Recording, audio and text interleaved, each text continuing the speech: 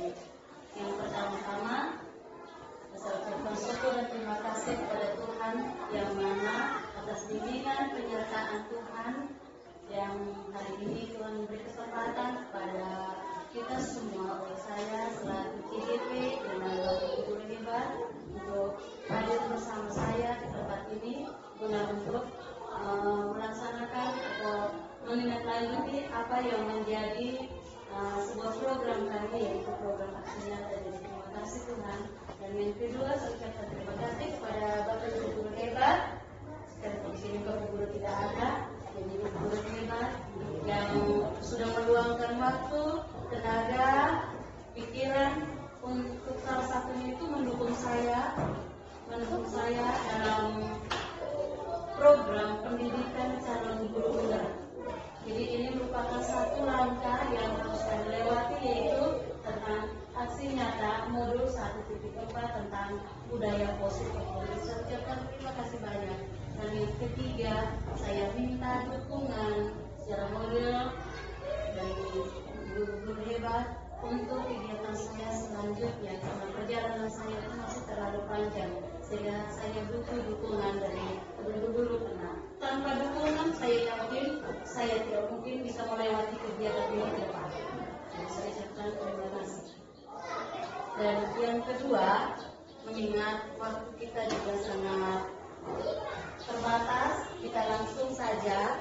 Jadi Bapak Ibu guru hebat, saya akan mensosialisasikan, mendefinisi tentang budaya positif. Di sini saya sadar bahwa sekarang saya sedang belajar. Saya terlalu yakin di antara bapak ibu semua ini ada yang hebat sekali yang perlu saya belajar. Antara kalian semua, saya belajar. Saya tidak hebat di sini. Jadi saya masih dalam proses belajar.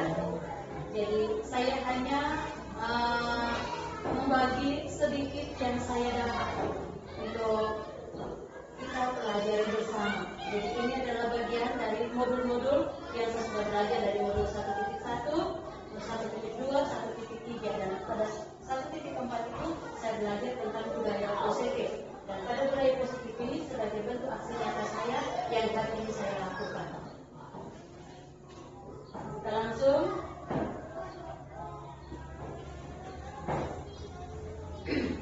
Sebelumnya saya ingin menyapa para guru hebat. Mari kita belajar bersama, berkolaborasi, kita saling mendukung demi mewujudkan disiplin positif di sekolah kita tercinta ini.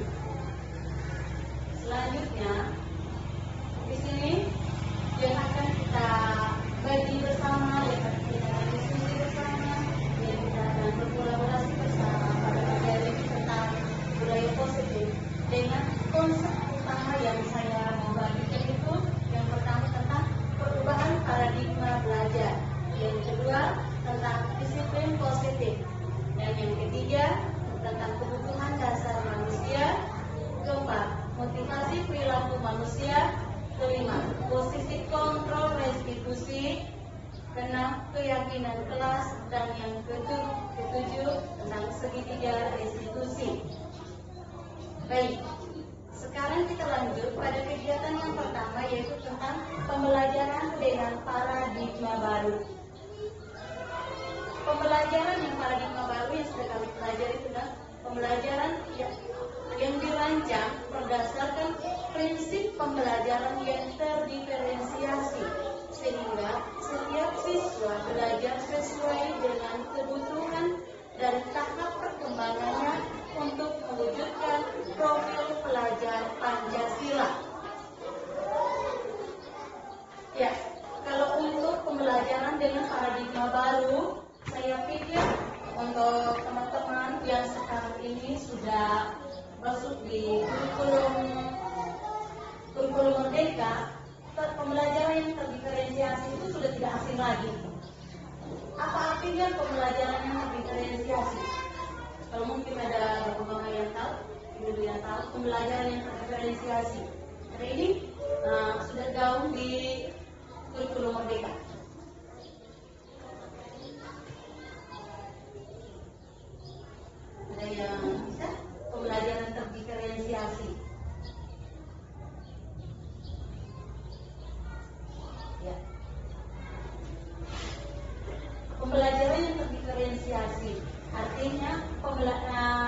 pembelajaran yang terjadi di dalam kelas dengan melihat bahwa siswa kita itu unik.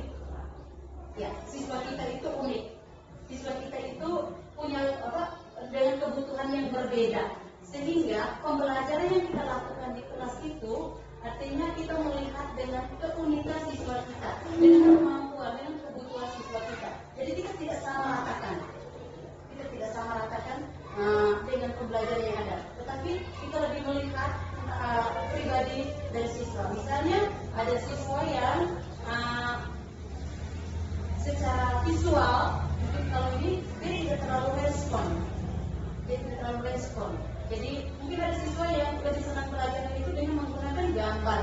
Saya pikir kemarin ya yang sudah dilakukan oleh kelas rendah itu sebenarnya itu refleksi untuk kami kelas tinggi, benar sekali bahwa banyak media yang digunakan. Media-media yang digunakan itu untuk kita menjawab bahwa pembelajaran yang terdiferensiasi. Salah satu contohnya seperti yang sudah dilakukan oleh teman-teman guru hebat yang dari kelas rendah Islam ini. Tapi kita masih lebih condong waktu yang kita lakukan juga pada numerasi loh.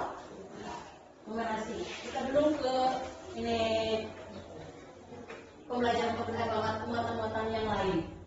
Oke. Tapi saya pikir kita masih ada waktu kita belajar pikir seperti apa pembelajaran yang terdiferensiasi. Mumpung kami di modul 2.1 ini juga sudah masuk di pembelajaran terdiferensiasi. Nanti kita juga pasti akan berbagi di sana.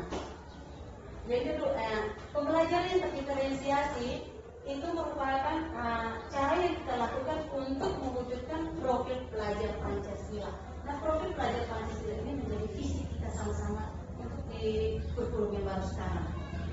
Profil pelajar Pancasila. Mungkin masih ingat kira-kira apa saja yang menjadi profil pelajar Pancasila?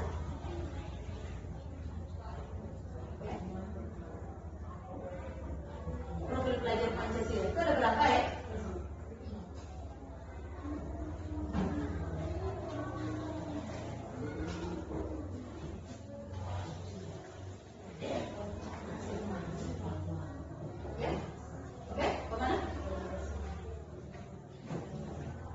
Gotong royong, apa lagi? Ya, berakhlak mulia, apa lagi?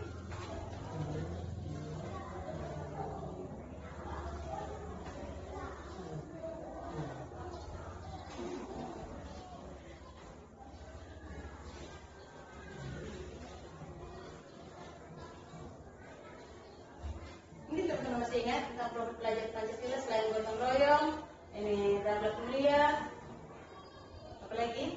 Bernalar kritis, apa lagi? Mandiri.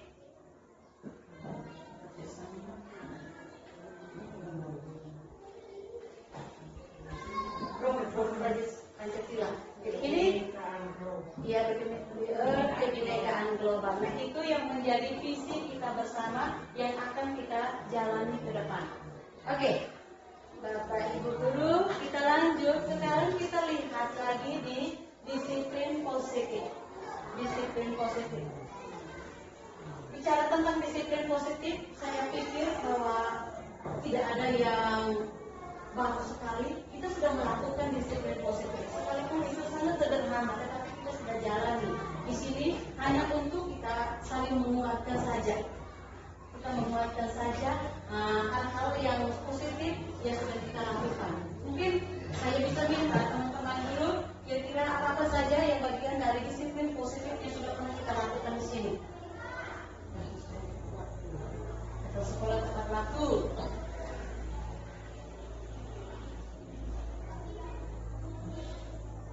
Kembali ya, banyak sekali disiplin positif.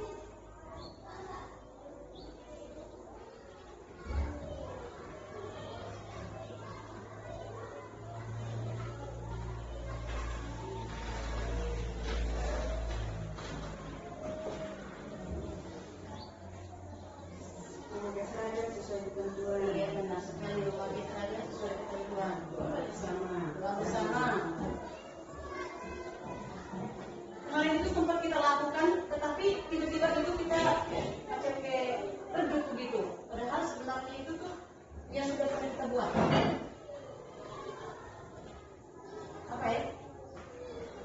Kita jalani seperti mungkin ini kesibukan atau ini kita pulang gitu kegiatan itu. Literasi ya toh? Ya, literasi pagi. Itu juga bagian dari disiplin positif. Kita kembali sopan santun itu juga bagian dari disiplin positif. Baik, di sini di dalam budaya kita makna kata disiplin dimaknai sebagai sesuatu yang dilakukan seseorang pada orang lain untuk mendapatkan kepatuhan. Kita cenderung menghubungkan kata disiplin itu dengan ketidaknyamanan. Di sini artinya ini kita disiplin selama ini yang disiplin yang kita lakukan itu kita menggunakan sebuah peraturan ya toh, sebuah peraturan. Nah makanya di sini kita menghubungkan kata disiplin dengan ketidaknyamanan. Nah sebagai pendidik tujuan kita adalah menciptakan anak-anak untuk memiliki disiplin diri sehingga mereka bisa berperilaku dengan mengacu pada nilai-nilai kebajikan universal dan memiliki motivasi intrinsik, bukan ekstrinsik.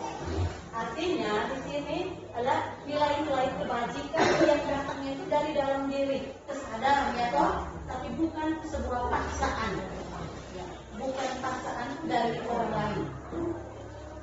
Lanjut, di dalam disiplin positif itu merupakan satu cara penerapan disiplin yang bertujuan untuk menerapkan kesadaran kepada anak untuk melakukan sesuatu tanpa ancaman atau hukuman. Artinya kalau saya pikir hampir semua bicara tentang disiplin kan kadang kita besok harus datang tepat waktu. Siapa yang tidak datang tepat waktu nanti ingat kerja kau pasti bersihkan kakus atau nanti kau angkat kotoran di sana. Jadi ini sesuatu yang sebenarnya dia melakukan disiplin tapi menyimpan dia rasa takut, nanti takut dihukum, takut ada ancaman toh. Nanti seperti ketika proses terlambat pasti sebentar saya dapat kerjaan. Makanya anak datang dan buat sesuatu itu karena takut. Tapi bagaimana sekarang kita coba berpikir bersama bahwa disiplin yang akan kita jalani ke depan ini adalah disiplin yang mau menyadarkan anak bahwa mereka sadar benar bahwa yang datang pagi itu penting. Artinya supaya saya bisa melakukan kerja bersama, supaya lingkungan saya bersih, saya kerjakan tepat waktu. Artinya dia sadar, tapi bukan berarti bahwa yang dia datang itu karena dia takut dia akan kena ancaman ada satu hukuman. Apalagi misalnya menjabat itu yang dengan bukan kejam juga, tapi pada prinsip ya, menggunakan sebuah prinsip. Jadi kadang mereka kenal itu apa dia kenal itu sudah mulai berani dari rumah dan kecepatan cara bersih dengan tujuh.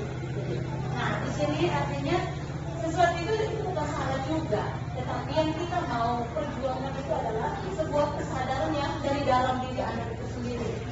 Karena anak ini bertumbuh berkembang kehidupan selanjutnya. Oke, lanjut. Nah, selain disiplin positif bahwa di dalam diri seorang manusia, baik anak ya dan kita semua, tetapi yang kita mau fokus di sini adalah bicara tentang anak. Di dalam diri anak itu dia mempunyai kebutuhan dasar. Kebutuhan dasar. Nah, kebutuhan dasar apa saja yang ada dalam diri anak? Di sini saya coba mengambil itu adalah namanya kebutuhan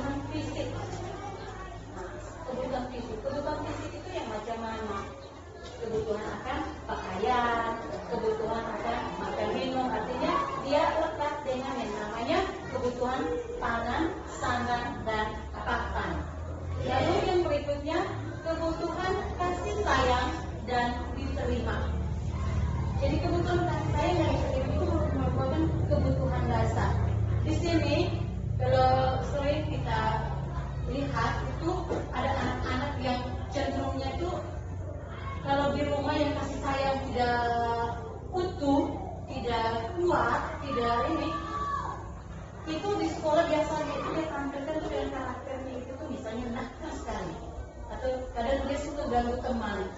Padahal sebenarnya itu dia butuh untuk mendapatkan kasih sayang. Mungkin di rumah dia kurang, di sekolah dia sedang bikin ambil itu, dia hanya untuk mendapatkan kasih sayang dan ingin diterima oleh gurunya. Bagaimana dengan konsekuensi? Yang pertama, di dalam konsekuensi itu ada penguatan jangka pendek. Yang berikutnya perlu monitoring berkelanjutan. Ada stimulus dan ada respon. Lalu ada kehilangan waktu untuk memenuhi kesalahan. Lalu menghormati peraturan. Saya belajar di sini ada ibu guru hebat itu menggunakan ini konsekuensi. Hukuman juga ada konsekuensi. Dan sebenarnya kita tidak sadar bahwa yang dilakukan itu bagian dari konsekuensi. Contoh, konsekuensi. Kita menggunakan apa? Selama proses pembelajaran kita tidak buang kertas ya toh, tidak robek kertas. Ketika kalau ada kertas yang tersobek, ini siapa punya? Siapa yang kasih jatuh kertas ini? Pasti anak yang dia yang kasih jatuh, dia langsung otomatis ambil dan simpan. Ini adalah salah satu contoh dari konsekuensi. Lalu selain konsekuensi ada yang namanya restitusi. Restitusi ini kebetulan saya tidak menggurui, tetapi saya sedang belajar yang namanya restitusi. Itu bagian dari konstitusi Kristen. Nah, restitusinya murid bertanggung jawab untuk perilakunya. Lalu fokus pada pemecahan masalah jangka panjang. Ada teori kontrol, yaitu dirinya yang memegang kontrol, bukan orang lain, bukan aturan. Lalu dia bersemangat memperbaiki kesalahan. Kemarin saya ada buat salah satu contoh tentang restitusi. Hanya saya coba belajar di restitusi seperti apa, lalu saya buat contoh sambil video. Dan itu juga bagian dari kajian tuntas. Nah, di dalam restitusi ini kemarin saya ambil itu tentang anak yang datang terlambat. Yang kedua dengan anak yang misalnya ketika temannya menyontek pekerjaannya, dia langsung berontak loh. Kau udah belajar, enak saja kau datang untuk lihat nyontek saya punya pekerjaan. Di situ kan pasti dia marah. Nah, contoh bagaimana kan restitusinya? Saya contoh yang disiplin. Memang saya tidak bisa tampilkan video di sini. Yang paling pertama saya terjadi dengan aplikasi ini, dia butuh jaringan kuat. Jadi ketika saya unggah, dia tidak bisa masuk ke sini. Jadi saya minta sebenarnya itu juga bagian saya akan putar yang namanya video pendek. Ya, contoh dari restitusi. Kalau konsekuensi, saya yakin saya belajar dari video guru hebat di sini. Jadi yang restitusi mungkin masih asing restitusi. Contoh kemarin itu saya ambil tentang disiplin anak yang datang terlambat.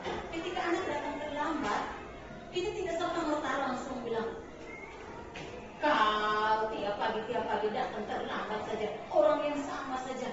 Kau tidak lihat macam orang lain, dia itu datang terlambat. Tapi kau kemarin datang terlambat, pasti besok. Padahal belum dilakukan, tetapi itu sudah sebab pasti besok kau akan lebih terlambat lagi. Karena terlambat itu sudah menjadi bagian dari pemikiran. Artinya ini kan kita sudah fokus secara mental. Terus bagaimana restitusinya? Yang paling pertama kita panggil dia, lalu kita tanya. Aku yakin, aku tahu bahwa dia itu panggil itu kenapa? Pasti dia akan jawab, saya terlambat.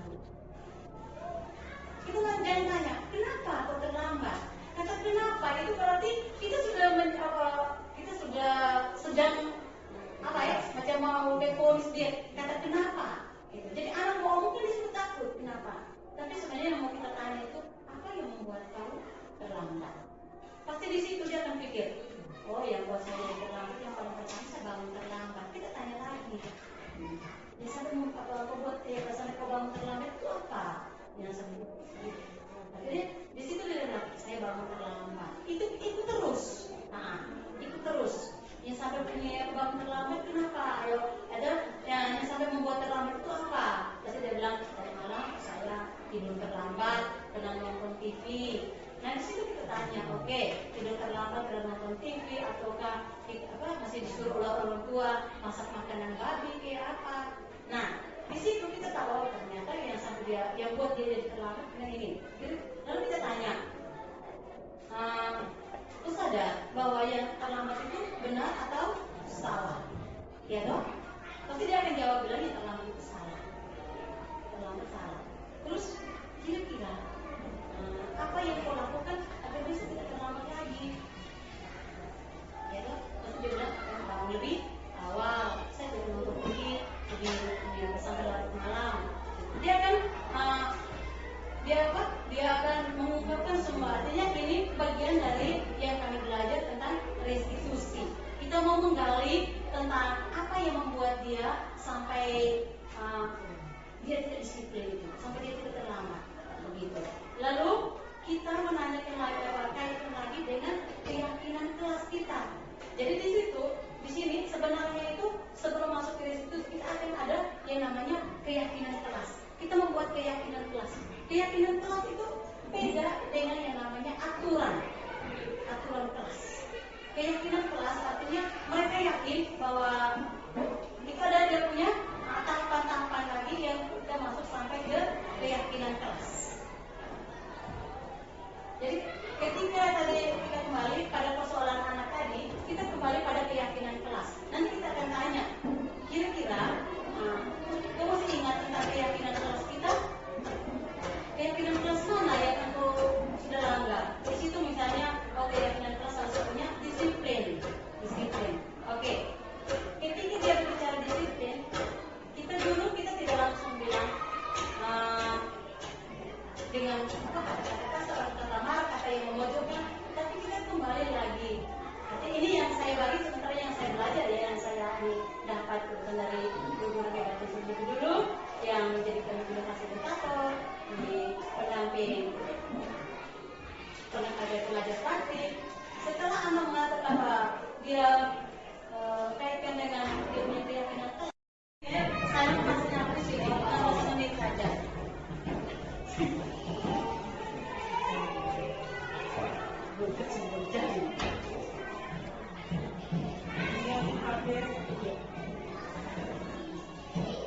Baik, begitu kita lanjut ke kebutuhan dasar manusia. Di sini yang mau kita bicarakan itu tentang kebutuhan dasar dari siswa kita. Yang pertama yaitu kebutuhan fisik. Yang kedua kebutuhan kasih sayang.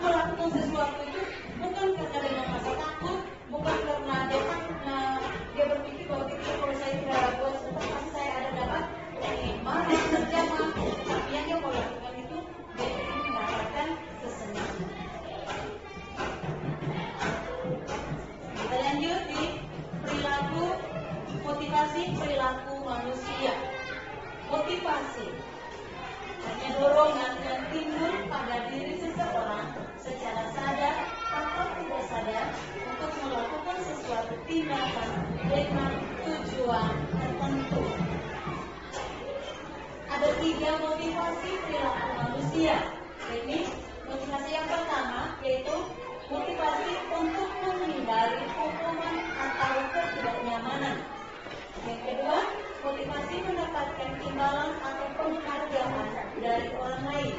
Dan yang ketiga, motivasi untuk menjadi orang yang mereka inginkan dan menghargai diri sendiri dengan nilai-nilai yang mereka percaya atau nilai-nilai kebajikan. Kita melihat bagaimana motivasi untuk menghindari hukuman atau ketidaknyamanan. Di sini, murid melakukan disiplin karena dia takut akan hukuman, dia takut dihukum, dan ini merupakan motivasi yang berasal dari luar, bukan dari dalam, atau yang disebut dengan motivasi ekstrinsik. Yang berikutnya, motivasi untuk mendapatkan imbalan atau penghargaan dari orang lain. Nah, ini adalah murid melakukan disiplin karena dia ingin mendapatkan imbalan, ujian, hadiah atau pengakuan. Dan ini juga merupakan motivasi yang dari luar atau motivasi ekstrinsik. Kita lihat lagi yang ketiga, motivasi untuk menjadi orang yang mereka inginkan dan menghargai diri sendiri dengan nilai-nilai yang mereka percaya atau nilai-nilai kebajikan.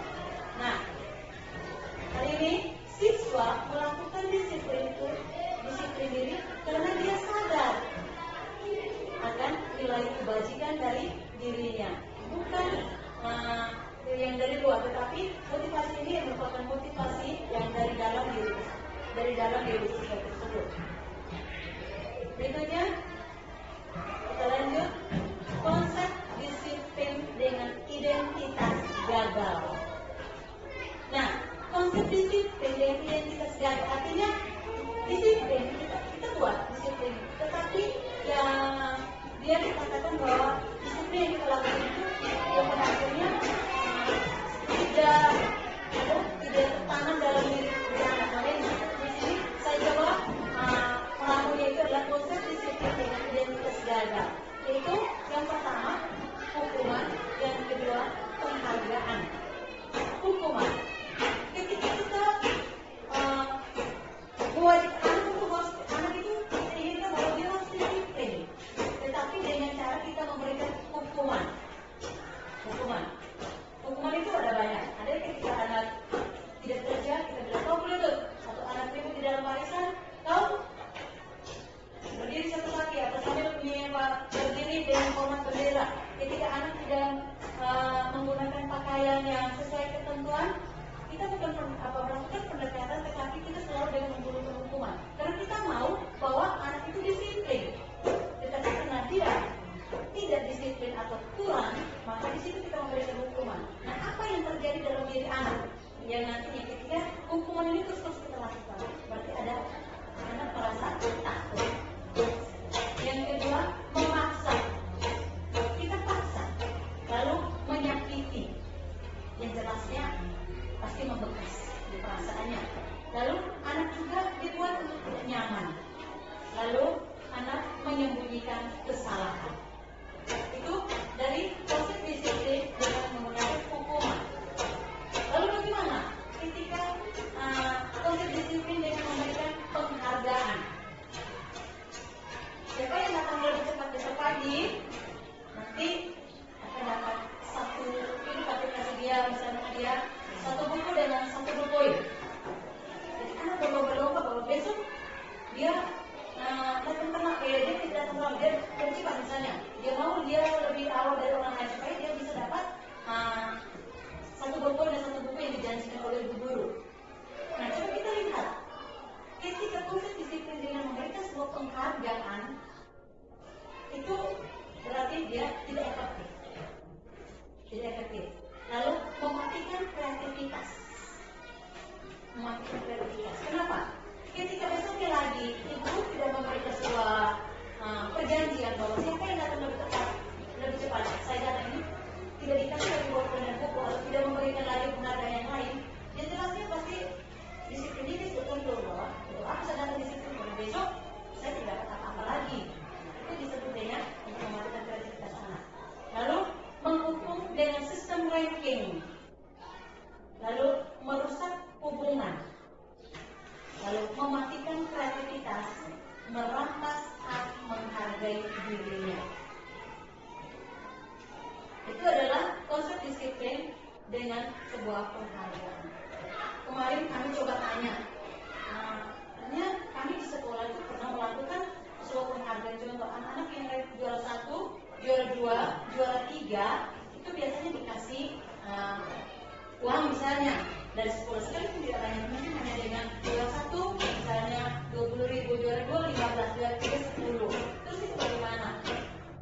Artinya itu juga sebenarnya dia masuk ke dalam konsep disiplin dengan identitas gagal. Kenapa? Artinya bagaimana dengan anak yang dia tuh tidak bisa sama sekali di dalam kelas. Pasti dia maksudnya di situ memanfaatkan merampas hak dan harga dirinya. Itu kembali kepada anak-anak yang dapat juara, dia akan bilang senang saya hari ini saya dapat hadiah. Terus dia akan ejak ketemu kolok dengan teman-teman yang sama sekali tidak bisa, sama sekali secara IQ-nya itu dia tidak mampu bisa sama seperti teman-teman yang sering dapat penghargaan tadi. Nah itu juga masuk di dalam konsep disiplin dengan identitas gagal. Sekarang coba kita lihat lagi konsep disiplin dengan identitas yang sukses. Bagian dari konsep disiplin yang gagal ini membuat buah banyak konstruksi dalam banyak penghasil dengan maksudnya bukan semua ya, terkadang hal yang dalam penghargaan gitu ya. Penghargaan yang kita dapat konsep disiplin yang gagal itu yang mana yang maksudnya kalau di ini bahwa masalah-masalah yang terbaru itu di masa satu, dalam masa satu, yang tapi dengan masalah-masalah ini justru yang berhasil, menurut saya itulah juga. Kalau saya tidak membuat mereka dalam satu tidak memasukkan belum tentu mereka punya bukti dalam masyarakat ini. Belum tentu mereka bisa membaca masyarakat ini. Contohnya dari sekolah bahwa dasar tenaga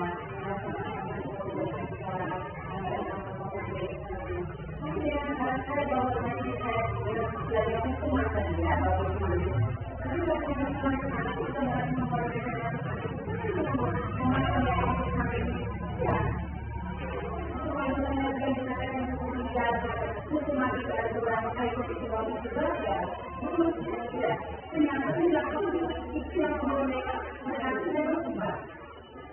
tapi waktu kita memperhatikan saya bahwa anak-anak itu mereka itu tidak benar.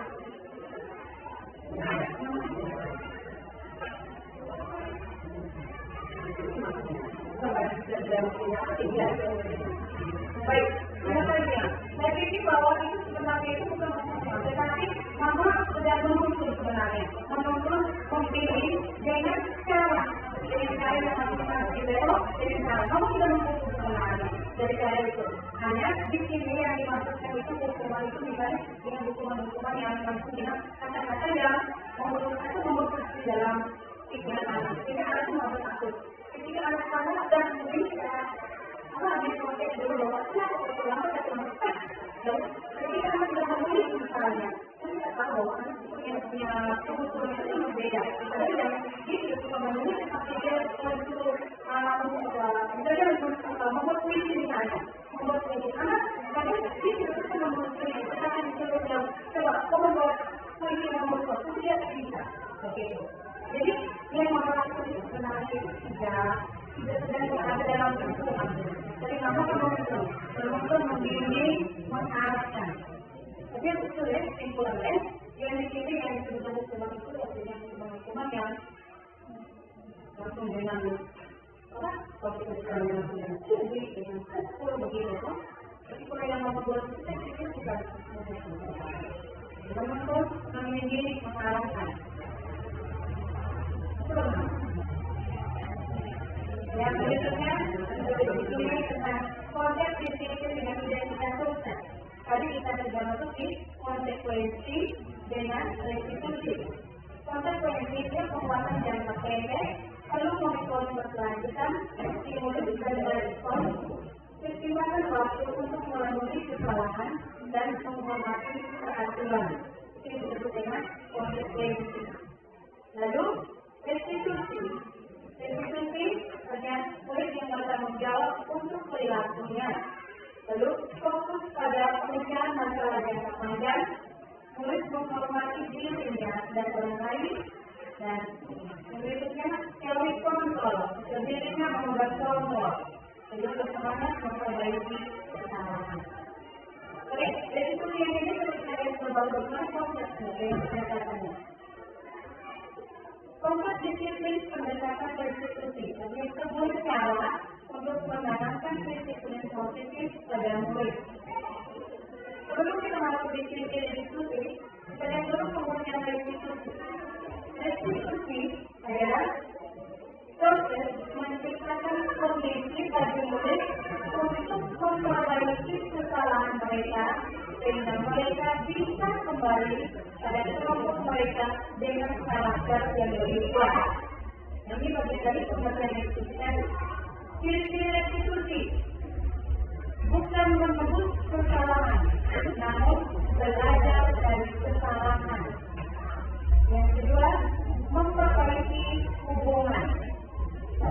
Yang ketiga, sabar, bukan paksaan, dan mudah untuk melihat ke dalam diri.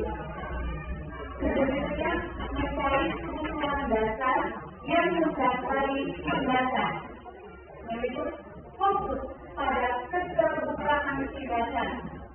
Dan yang terakhir, menguatkan dan fokus pada solusi. Sekarang kita lihat perbedaannya antara hukuman tadi, konsekuensi dengan restitusi. Jadi saya ambil satu contoh perbedaan. Kita ambil satu contoh di sini. Kasus yang saya pahami adalah kasus siswa yang tidak mengerjakan PR. Di kasus yang tidak mengerjakan PR ini, kalau hukuman, guru menghukum siswa berlutut. Atau guru marah-marah pada siswa, dan siswa bersalah. Itu pada hukuman. Konsekuensi itu guru memberikan konsekuensi untuk mengerjakan PR. Misalnya, kalau kita kerja PR, kita dapat lakukan.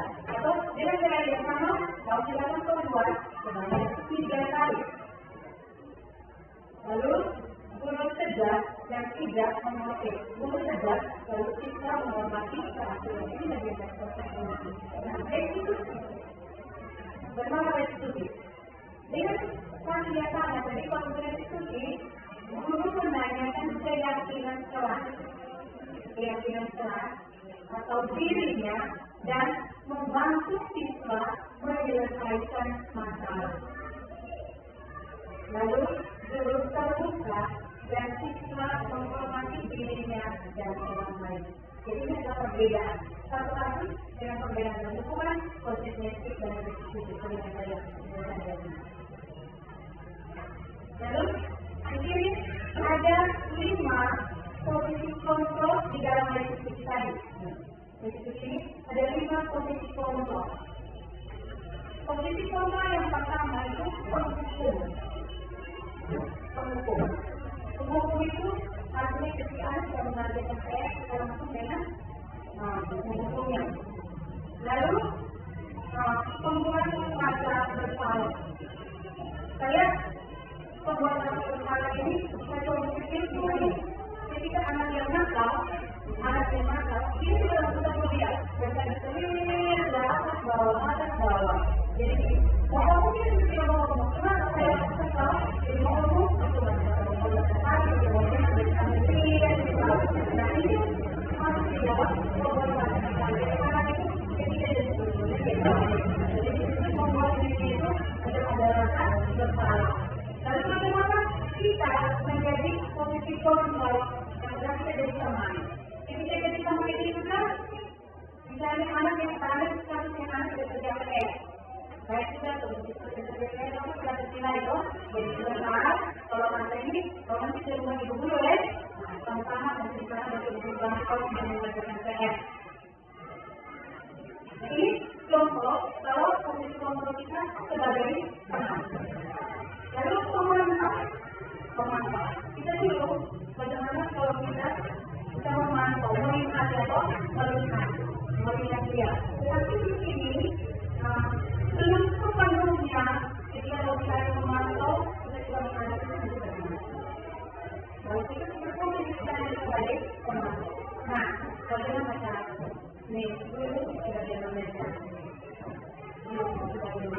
Karena dari pembuku, pembuatan bersama, teman, pengantuk, bagaimana aja.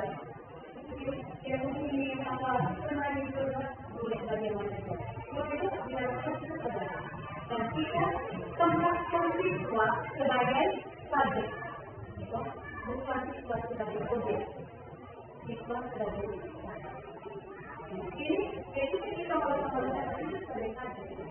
Ya, semua mengajar kita dengan kelas. Oke, kita lanjut. Contoh penerapan posisi komitmen sebagai pembuku. Saya masih lagi contoh siswa tidak memakai atribut lengkap pada saat upacara bendera dengan posisi contoh yang ada tadi. Ada pembukunya, pembalas besar, teman, pemantau, manajer. Dengan kasus yang sama, misalnya saya ini kasus siswa tidak memakai atribut lengkap pada saat upacara bendera. Saya yang memakai banyak atau tidak lagi tidak dipakai. Bagaimana kalau posisi sebagai penghukum? Fisiknya kalau kita berperan sebagai penghukum, tapi patuhi aturan sekolah lalu berdiri di depan barisan. Itu tidak menghukum. Membuat rasa bersalah. Beberapa kali guru harus memberitahu saya. Beberapa kali guru harus memberitahu kamu. Guru kecil sama kamu. Ini kan sebagai pembuat rasa bersalah. Selain kalau kita hanya lihat saja di dalam, juga dengan kata ini. Nah ini, kita kalau kita untuk dengan kata ini berarti kita ada posisi sebagai pembuat rasa bersalah. Lalu contoh kita sebagai teman. Kita sebagai teman. Ayolah yang penting. Buat buku bangga. Kali ini saja. Kali ini tidak apa-apa. Kamu tidak apa-apa. Karena kadang-kadang tidak memiliki gol. Bagi persoalannya. Besok ingat sebelum lagi besok. Jadi kalau sebagai teman, memang baik juga jadi kita kemudian kita sebagai teman. Tapi kadang-kadang, bagaimana ketika misalnya hanya saya yang akrab dengan siswa saya misalnya, karena saya dengan mereka saya sebagai teman. Ketika bukan saya, jadi anak ini tidak mengalami saya. Anak itu sudah tidak sesuai dengan seperti yang kita harapkan. Nah ini adalah kita sebagai teman. Lalu kita sebagai pemantau. Sebagai pemantau, kamu sudah melanggar apa peraturan dan konsekuensinya. Jadi katanya dari Bapak Ilmu kamu sudah melanggar apa peraturan dan konsekuensi. Jadi di sini kita sebagai pemantau. Lalu kamu sebagai manajer, apa kamu tahu kesalahanmu? Kira-kira bagaimana kamu akan memperbaiki kesalahan ini? Seringkali yang ini kadang kita jangan tanya ya, jangan kita tanya. Apa kamu tahu kesalahan kamu? Tapi kita bisa diskusi. Ya, di sini juga dengan yang ini membuat rasa bersalah itu. Betul kita buat. Tapi yang manajer ini satu-satu saja, itu semua. Ada belum sekali yang biasanya. Di sini pemukul, membuat rasa besar dengan pemantau. Jangan kita ada teman dan manajer setuju, termasuk saya sendiri. Lanjut, kita siap dengan sekolah.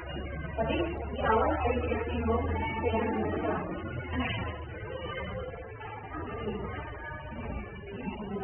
Dengan sekolah. Ini sudah kami sekolah bertanya, mengapa tidak dengan sekolah? Lalu mengapa kita melakukan saja? Nah, kita juga yang sama. Mengapa kita memiliki peraturan tentang penggunaan sepeda pada saat mengendarai kendaraan roda 2? Ini pertanyaannya. Kenapa? Mengapa kita memiliki peraturan tentang penggunaan sepeda pada saat mengendarai kendaraan roda 2? Lalu, mengapa kita memiliki peraturan tentang penggunaan masker dan mencuci tangan setiap saat? Ini pertanyaan. Saya tanya. Coba kita lihat bagian ini, karena dengan yang kuat dan pertanyaan ini. Sekarang dari sini kita lihat kegiatan untuk membuat keyakinan Tuhan.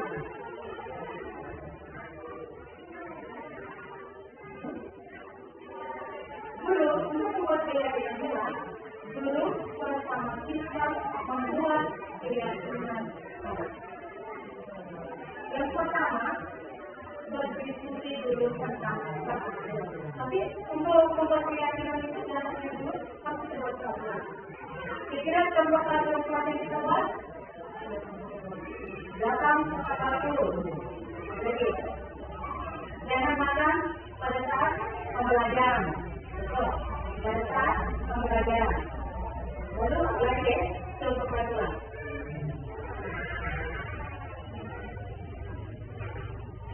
Menghargai, jangan ribut di saat teman-teman mengerjakan diskusi kelas.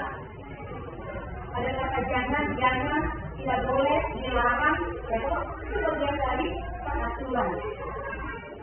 Nah, dari peraturan tadi, kita coba turunkan itu ke keyakinan Tuhan. Dari peraturan, kita menguruskan keyakinan Tuhan. Contoh, apa tadi? Jangan datang terlambat. Jangan datang terlambat. Itu ada yang maksudnya dari jangan ini bahasa dia. Lalu kalau membuat keyakinan Tuhan itu apa?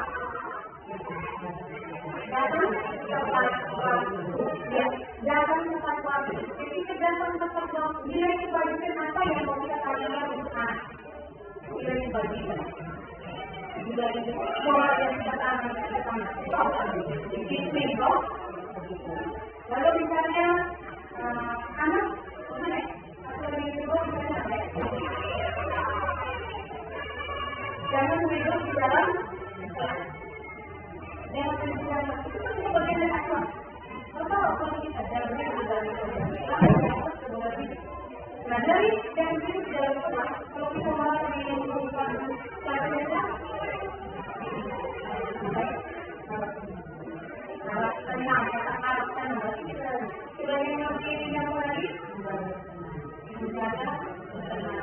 menjaga ketenangan Tuhan. Menjaga ketenangan Tuhan. Ini sebabnya yang merupakan masalah apa? Itu berpikir. Atau kalau kita bisa kita sebelum masuk orang tua, maka orang tua perkara Tuhan itu apa? Jangan mengeluarkan kata-kata kotor. Jangan mengeluarkan kata-kata kotor. Lalu mati, sekarang, bagaimana dari jangan mengeluarkan kata-kata kotor kalau kita masih peraturan ini keyakinan Tuhan? Ya? Berbicara yang sopan, berbicara yang santun, dan berbicara yang sopan, berbicara yang santun, itu bagaimana yang di dalam dikatakan itu namanya nilai apa? Yang bukan dari sopan santun gitu. Itu bagian yang nilai kebajikan itu ada di dalam keyakinan Tuhan. Lalu, ketika peraturan elektrik, ketika dari peraturan kita turun ke keyakinan Tuhan, dari keyakinan Tuhan yang sudah dibuat bersama itu, kita tempelkan di dalam kelas supaya mereka bisa membaca dan mereka mengenal. Jadi, kita coba lihat lagi. Bagaimana cara untuk membentukkan keyakinan Tuhan? Bagaimana cara, bagaimana membentukkan keyakinan Tuhan? Yang pertama, lebih abstrak dari keyakinan Tuhan tadi, yaitu lebih abstrak. Lalu berupa pernyataan universal, yang kedua berupa pernyataan universal. Maksudnya dibuat dalam bentuk positif, jadi tidak ada kata jangan, dilarang. Lalu bagaimana saja agar mudah diingat. Kita membuat aturan sendiri, tapi yang Tuhan itu, yang saya yakin bahwa itu yang bisa dilakukan. Saya boleh banyak nanti hanya baru tapi yang seperti itu saja yang mudah untuk mereka lakukan. Lalu sesuai dengan kondisi kelas agar mudah diterapkan.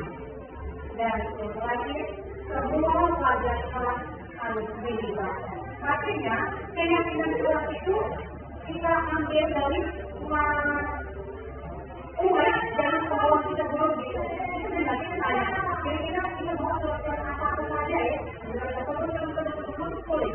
Dan keyakinan kelas itu kita kita masuk ke keyakinan kelas. Dari keyakinan kelas kita temukan di dalam keyakinan kelas itu ada sekali nilai-nilai kebaikan. Nilai kebaikan kita, nilai kebaikan itu perlu dipegang, tetapi keyakinan kelas itu adalah keyakinan supaya kita mereka ada mereka belajar atau mereka berhal ini dan kita akan kembali ke keyakinan kelas apa yang sudah kita buat bersama. Lalu kita lihat di sini contoh-contoh keyakinan kelas ini yang saya buat menurut pikiran saya. Jadi saya tidak mengatakan tetapi atau keyakinan kelas yang saya buat yang pertama itu disiplin. Yang kedua belajar dengan percaya diri dan semangat. Yang ketiga menjaga kebersihan dan kesenangan. Yang keempat saling membantu dan bekerja sama. Yang kelima gemar belajar dan menulis sebagai budaya literasi. Yang keenam mempelajari seluruh dan teman yang sedang berbicara. Dan yang ketujuh selalu menerapkan 5S. Senyum, doa, sabar, perubahan, jadi contoh keyakinan yang menurut pikiran saya.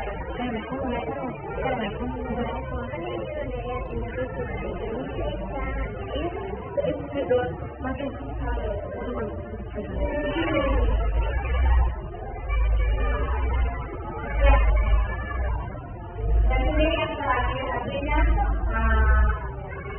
di dalam maksudnya bagian dari memberikan saya coba untuk menampilkan adanya saya kita coba melakukan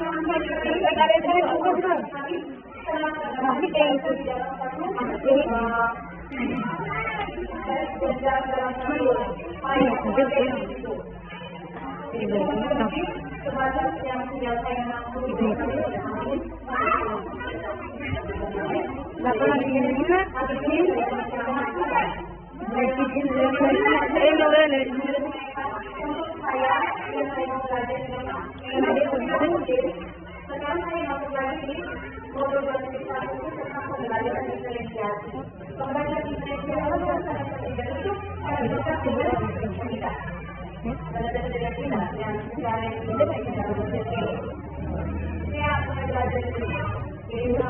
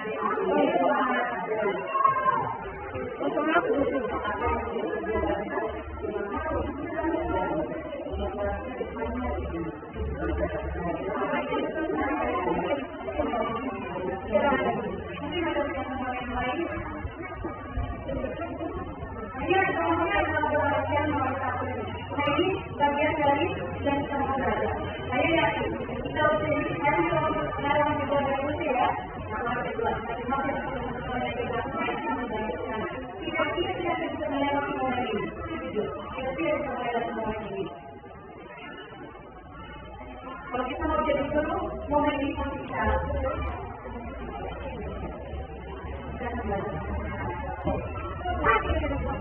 saya minta untuk para beliau saran atau berbunyi.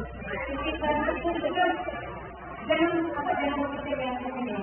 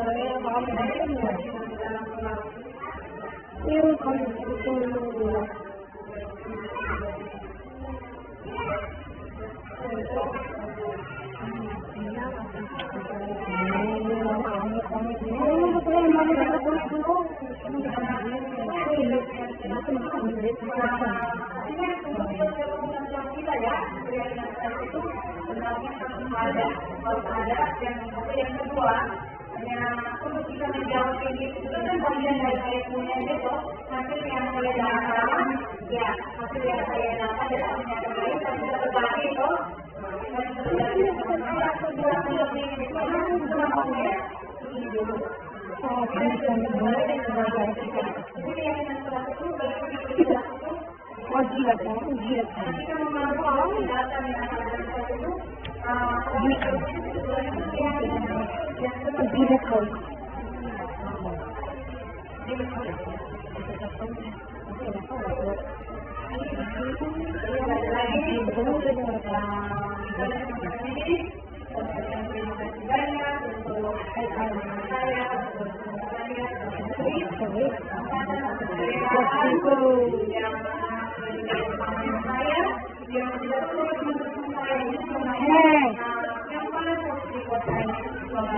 Yang